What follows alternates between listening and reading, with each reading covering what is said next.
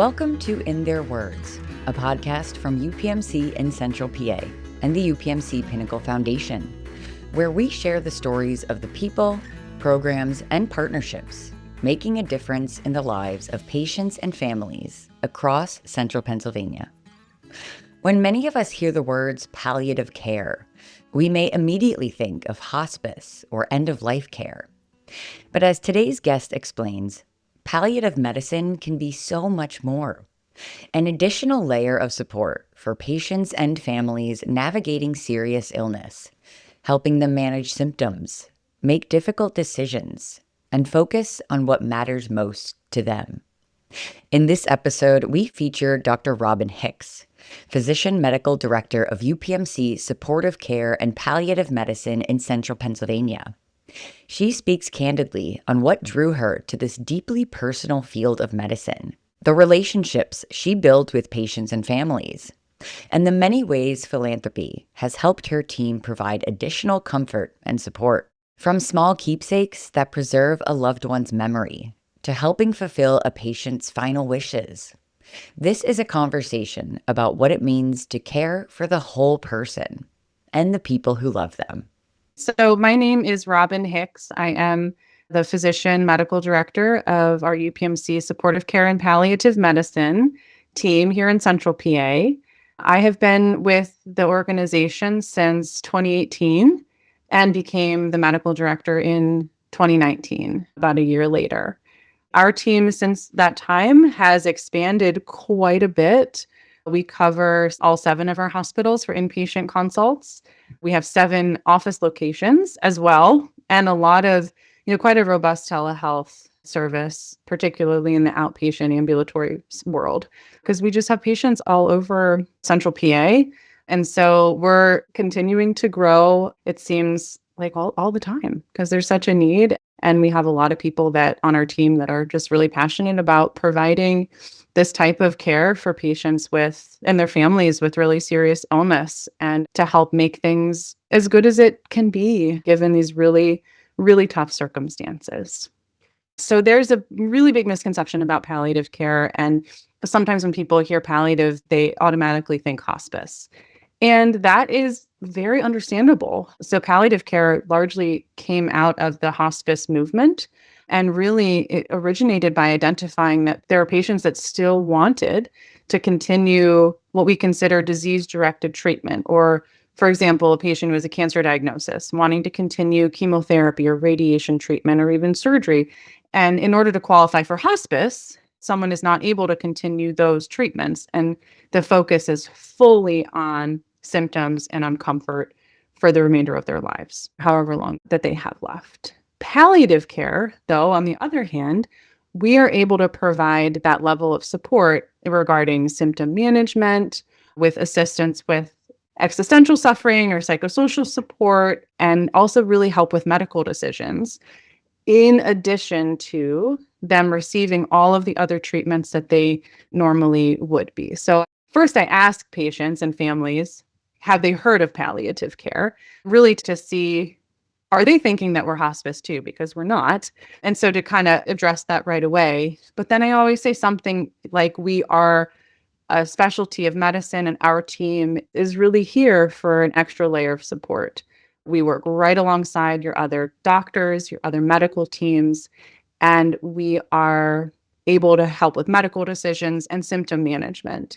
Particularly in the office setting, for example, probably about 90% or so of the patients that I see in the office on our team, who we see in the office, have a cancer diagnosis and are going through cancer treatment. And so as part of what we do, particularly in the office setting, we do a full symptom assessment, really see, are they having symptoms from the illness itself?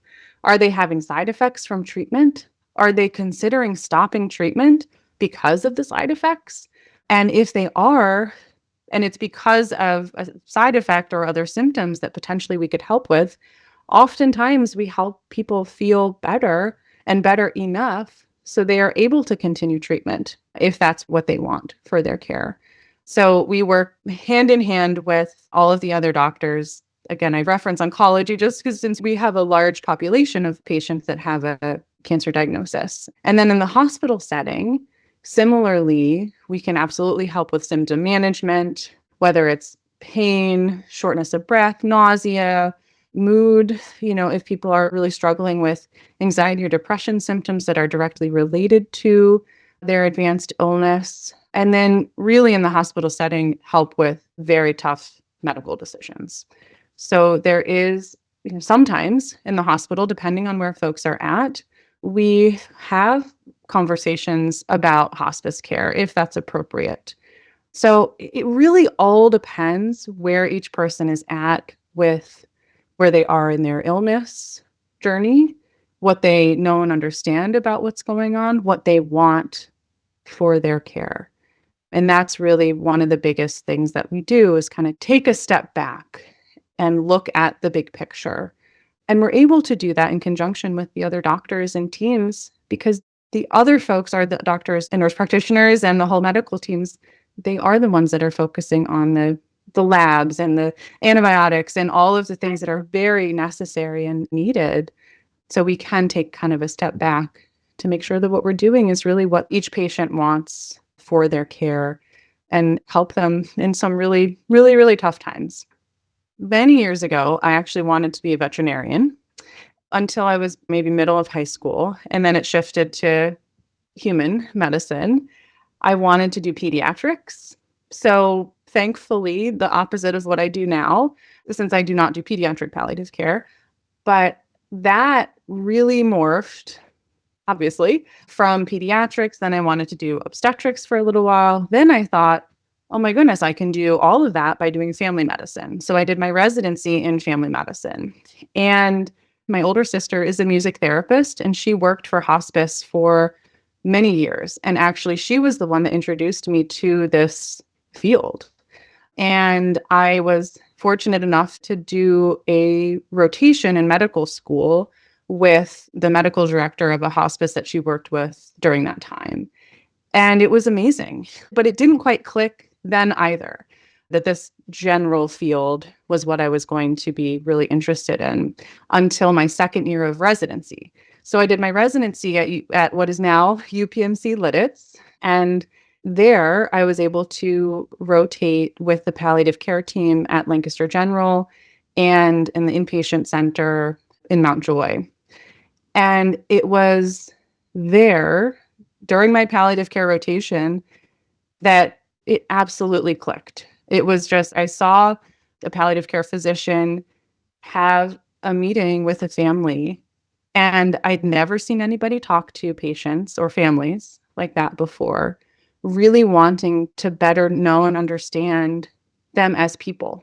Not, unfortunately, how a lot of medicine is now, where we're so constrained with time and with the insurance companies and all of the demands in family practice, for example, where you have very limited time with patients. I was always behind too. Oh my gosh.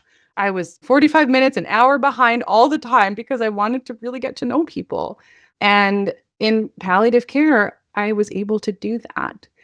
And also, most importantly, there was a patient after that rotation that I had, that first rotation that I had in residency with palliative. There was a patient who came into the ER from a nursing home. I was working nights in the ER, and she was not able to communicate. She had had a stroke previously, and there was no family that we could reach at that hour. And I was just looking at her, and she wasn't able to verbally communicate, but it just seemed as though she knew what was going on, and it just is not something that she wanted. And I really wanted to, at that moment, to be able to take a step back to further investigate, okay, how do we advocate for this patient and better understand if she was able to communicate how she would want to be cared for in this setting? Does she really want us to put all of these lines in, start all of the medical treatment and intervention that we were about to, because that's what we are obligated to do unless we have somebody or documentation that's able to communicate otherwise. That's a long answer, a way of saying I was originally introduced to the specialty of caring for people at end of life and with serious illness through the experience I had with my sister as a hospice music therapist and her medical director, then very much was confirmed in my residency when I was able to actually do a palliative care rotation and see all that was done and able to be done with these patients and their families, and further confirmed with my experience, particularly in the emergency department with that one patient that really sticks out in my mind. I will advocate for people if they want all of the treatments and then they know what the side effects are or the consequences are of doing that. I will absolutely be behind you. But it's really being able to advocate for people in sometimes their most vulnerable moments is what really draws me to this field. We've been working with the foundation for quite a while now, since I've been here, at least since 2019 when I became the medical director. And in that time, being able to identify needs that we can't bill for in the traditional sense with insurance or even the hospital necessarily.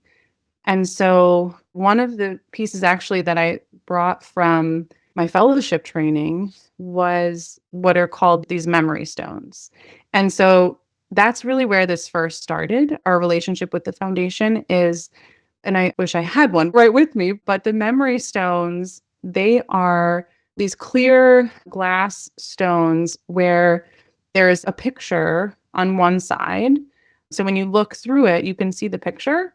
And then on the other side, we would take the patient's fingerprint and put it right on that stone and then seal it with some clear nail polish or some other products. And then the families then could have that as something to remember their loved one by. And so I remember as a fellow, I would do that myself, right? We had a wonderful volunteer team and that helped. But when it was my patient, I often wanted to help make the memory stones for the families and just being able to give the families something tangible that they could keep in their pocket, that they could keep on their desk at work or at home. It was just that tiny gesture really meant so much to the families left behind. And then from there, right, and the foundation funded that project. And then really from there, it has evolved into lots of other things. Nurses in particular in the various hospitals, they work side by side with the patients and the families much more time-wise. They're there for 8 hours or 12 hours right at bedside. And they come up with all sorts of amazing ideas as well, such as printing out the last EKG or the last heart monitor strip that the patient has before they pass away and print that out and put it in a little glass bottle or a little globe. We have had other things such as cutting a lock of hair and putting a little ribbon around it, and then blankets and lots of different things that have been done to help with families grieve and really start the either pre-bereavement or the bereavement journey, helping to make things just a little bit better. Because again, we're not going to solve all of these problems at all, right? There's so many things, particularly in my field, that we can't fix.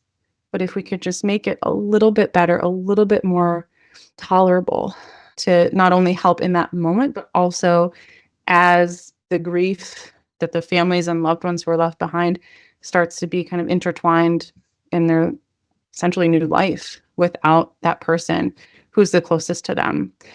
So the foundation has been wonderful support in all of those various projects that we've had.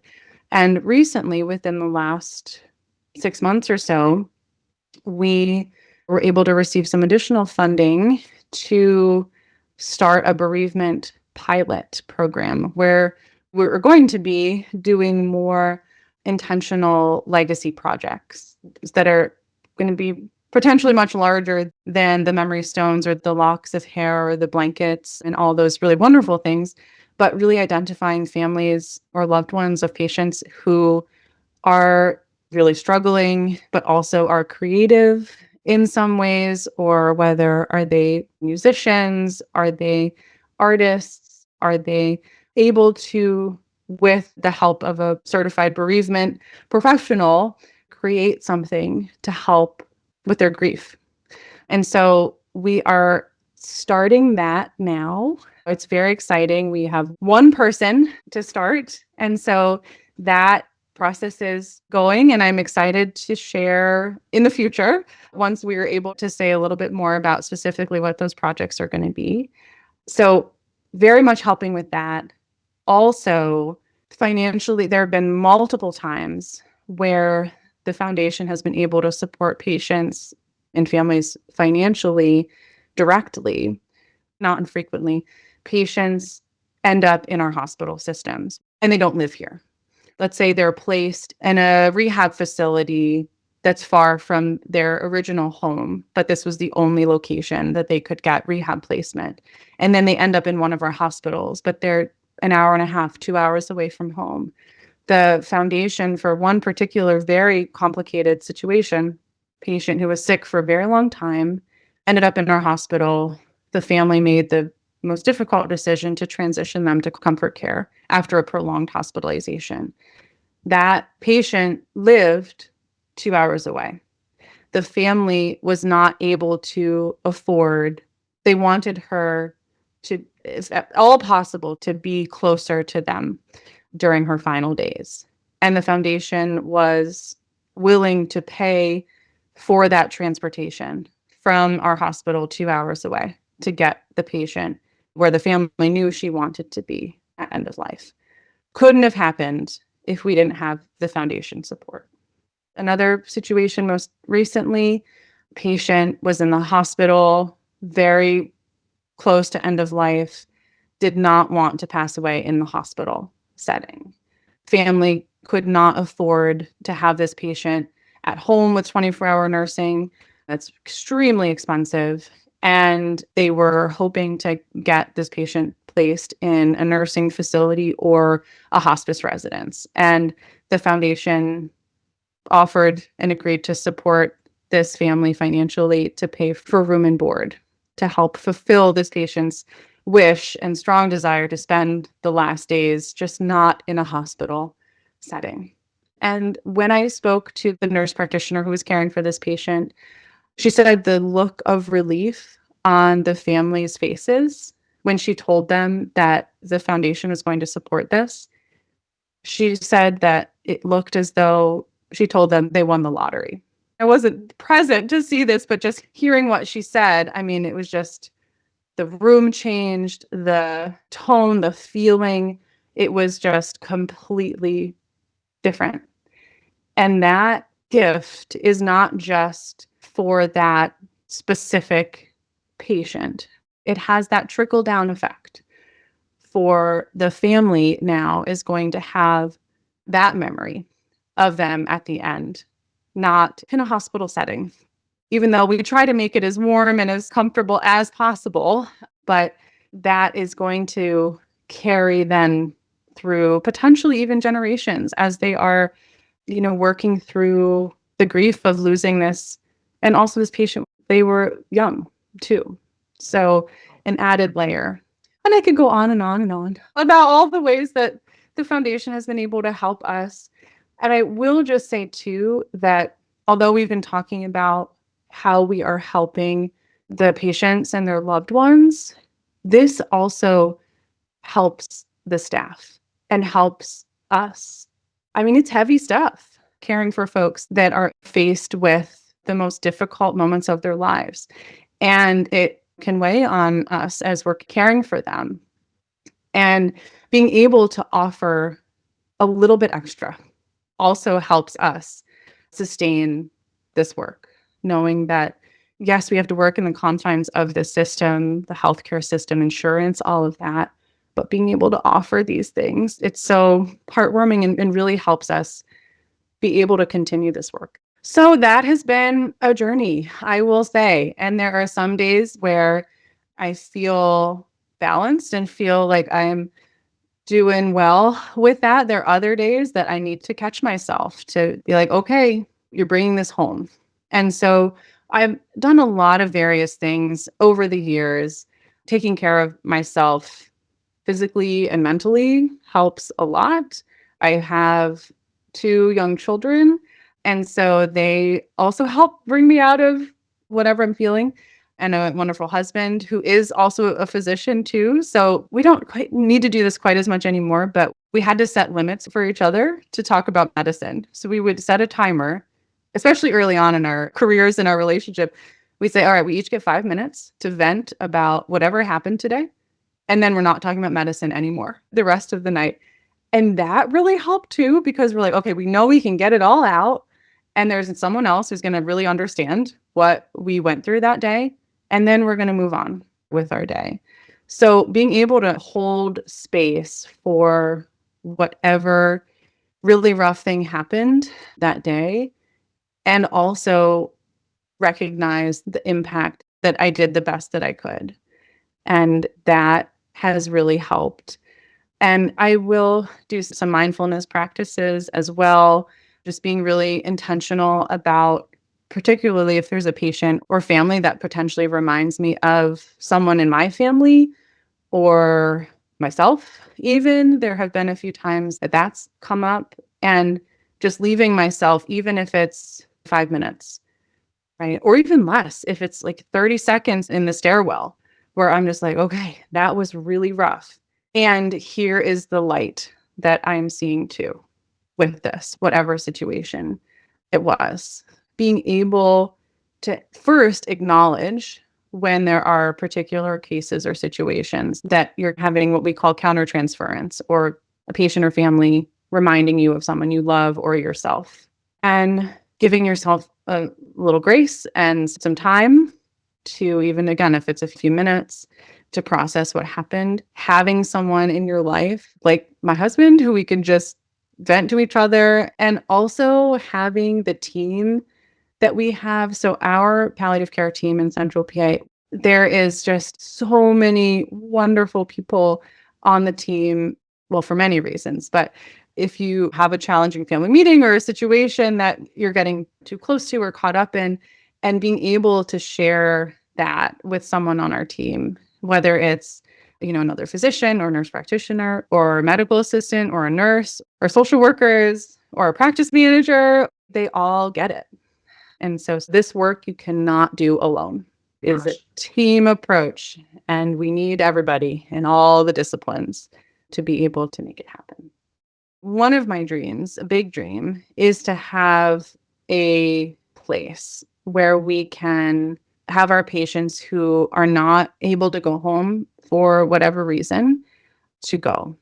And there are a few of them in the area, but there aren't enough, right? We don't have enough beds for patients to spend their last days when home is not an option for whatever reason. And so that's probably my biggest dream at this point, is to be able to have somewhere that is comfortable, the environment is calming, the care, first and foremost, of the patient is excellent. People know how to care for patients who are nearing end of life, and how to prepare the families who are there.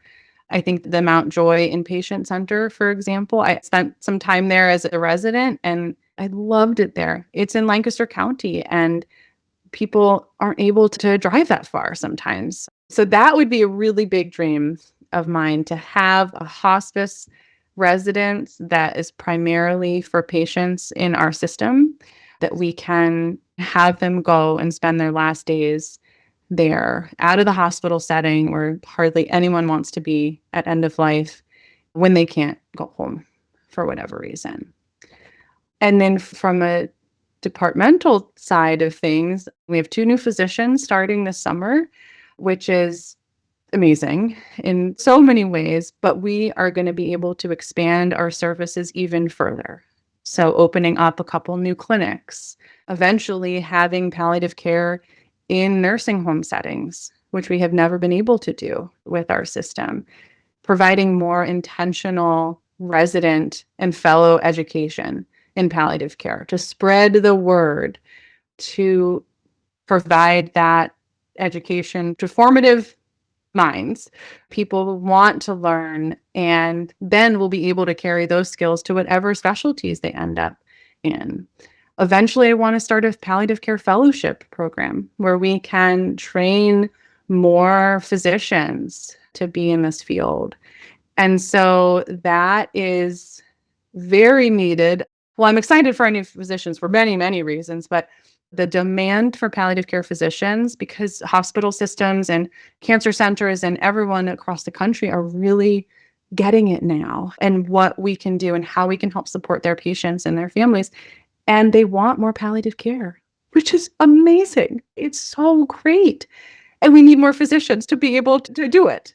In addition to, of course, our nurse practitioners, and we don't have any physician assistants, but there are some wonderful PAs who in palliative care.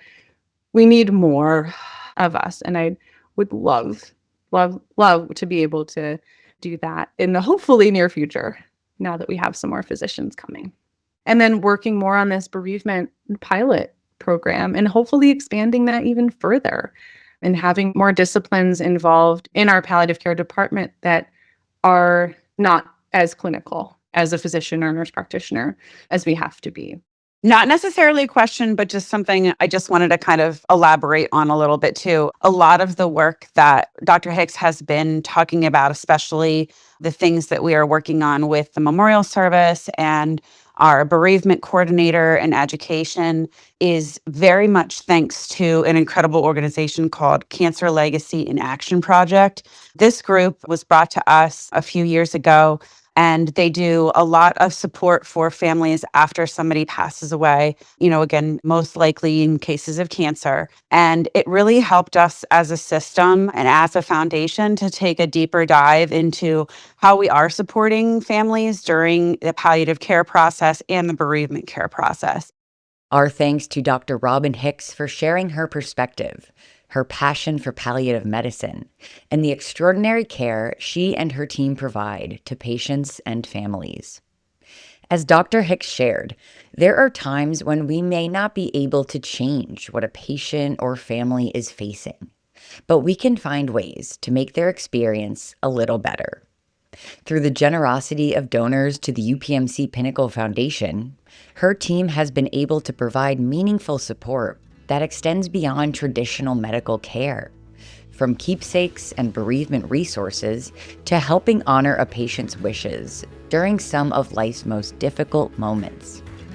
Our thanks as well to the donors and community partners whose generosity makes this work possible. Thank you for listening to In Their Words. To learn more about the UPMC Pinnacle Foundation and how you can support programs like these, visit upmcpinnaclefoundation.org. We'll see you next time.